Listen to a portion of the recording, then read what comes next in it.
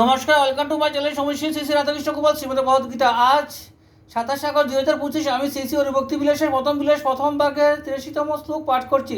শ্রী শ্রী হরিভক্তি বিলাস কি জয়, শ্রী শ্রী রাধাকৃষ্ণ গোপাল শ্রীমদ ভগবদ্গীতা কি জয়। রাধাকৃষ্ণ রাধাকৃষ্ণ রাধাকৃষ্ণ।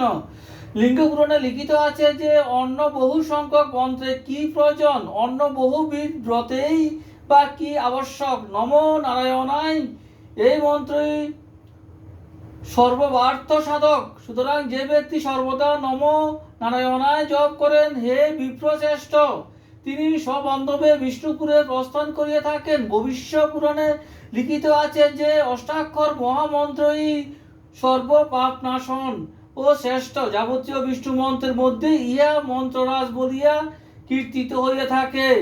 শ্রী সুখ ব্যাস সংবাদে লিখিত আছে যে নমো নারায়ণায় এই মন্ত্র সর্বার্থ সাধক। হে তাত, এই মন্ত্র জপকারী ভক্তবর্গের পক্ষে ইহা স্বর্গ মোক্ষ ফলপ্রদ।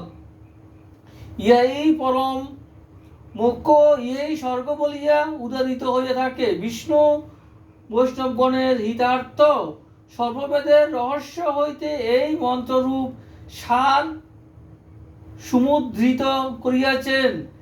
পুরাকালে মনুও সর্বপাপ নাশন সর্বকাম প্রদ এই মন্ত্র জপ করিয়াছিলেন।